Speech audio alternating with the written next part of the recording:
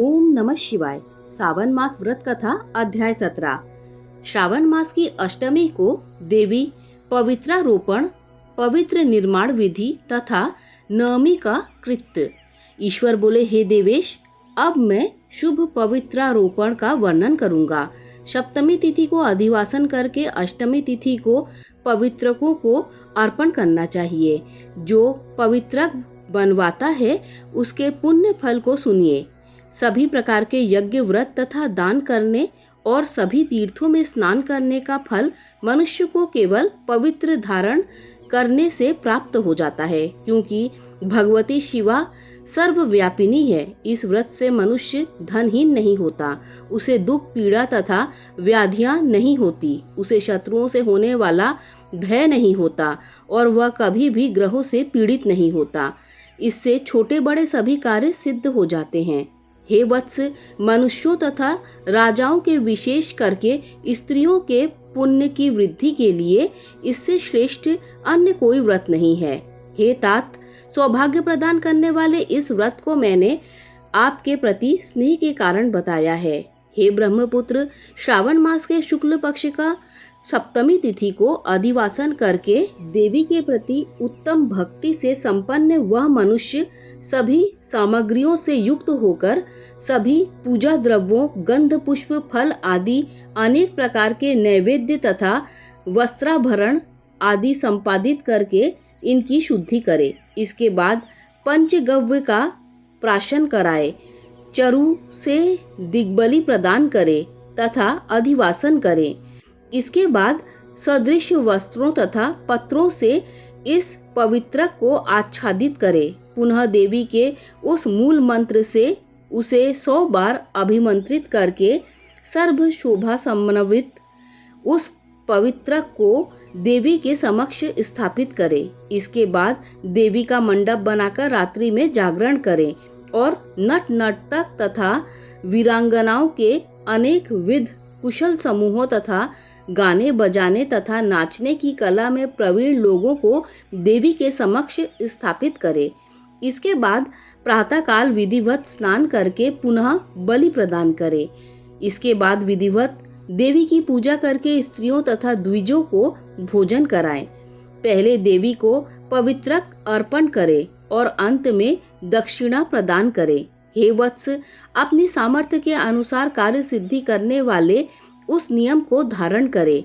राजा को प्रयत्न पूर्वक स्त्री के प्रति आसक्ति, जुआ, आखेट तथा मांस आदि का परित्याग कर देना चाहिए। ब्राह्मणों तथा आचार्यों को स्वाध्याय का और वैश्यों को खेती का कार्य तथा व्यवसाय नहीं करना चाहिए।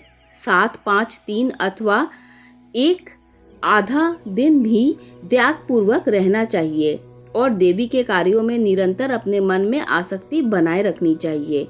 हे मुनि सत्तम, जो बुद्धिमान व्यक्ति विधान पूर्वक पवित्रारोपण नहीं करता है उसकी वर्ष भर की पूजा व्यर्थ हो जाती है। अतः मनुष्यों को चाहिए कि देवी परायण तथा भक्ति से संपन्न होकर प्रत्येक वर्ष शुभ पवित्रारोपण अवश्य करे। कर्क अथवा सिंह राशि में सूर्य के प्रवेश होने पर शुक्ल पक्ष की अष्टमी तिथि को देवी को पवित्रक अर्पित करना चाहिए। हे सनत कुमार, इसके न करने में दोष होता है, इसे नित्य करना बताया गया है। सनत कुमार बोले, हे देव देव, हे महादेव, हे स्वामिन, आपने जिस पवित्रक का कथन किया वह कैसे बनाया जाता है, उसकी संपूर्ण विधि बताएं। ईश्वर बोले, हे सनत कुमार, सुवर्ण, ताम्र, चांदी, रेशमी वस्त्र से निकाले गए कुश, काश के अथवा ब्राह्मणी के द्वारा काटे गए कपास के सूत्र को तिगुना करके फिर उसका तिगुना करके पवित्रक बनाना चाहिए। उसमें 308 तारों का पवित्रक उत्तम तथा 277 तारों का पवित्रक मध्यम माना गया है। 180 तारों वाले पवित्रक को कनिष्ठ जानना चाहिए। इसी प्रकार 100 ग्रंथि का पवित्रक उत्तम, 50 ग्रंथि का पवित्रक मध्यम तथा 26 ग्रंथि का सुंदर पवित्रक कनिष्ठ होता है। अथवा 6, 3, 4, 2, 12, 24, 10 अथवा 8 ग्रंथियों वाला पवित्रक बनाना चाहिए।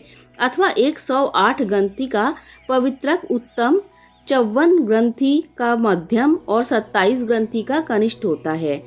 प्रतिमा के घुटने तक का लंबा पवित्रक उत्तम, जंघा तक लंबा पवित्रक मध्यम तथा नाभि पर्यंत पवित्रक अधम कहा गया है। पवित्रक की सभी शुभ ग्रंथियों को कुमकुम से रंग देना चाहिए। इसके बाद अपने समक्ष शुभ सर्वतोभद्र मंडल पर देवी का पूजन करके कलश के ऊपर बांस के पात्र में पवित्रक को रखें। 3 तार वाले पवित्रक में ब्रह्मा, विष्णु तथा शिव का आह्वान करके स्थापित करें। इसके बाद का सुनिए। 9 तार के पवित्रक में ओम, सोम, अग्नि, ब्रह्मा, समस्त नागों, चंद्रमा, शिव, सूर्य तथा विश्व देवों की स्थापना करें। हे सनत कुमार, अब मैं ग्रंथियों में स्थापित किए जाने वाले देवताओं का वर्णन करूंगा।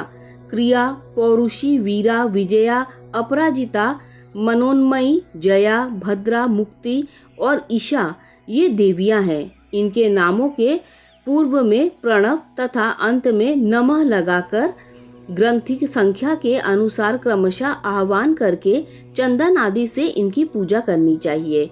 इसके बाद प्रणव से अभिमंत्रित करके देवी को धूप अर्पण करना चाहिए। हे सनत कुमार, मैंने आपसे देवी के इस शुभ पवित्रारोपण का वर्णन कर दिया है।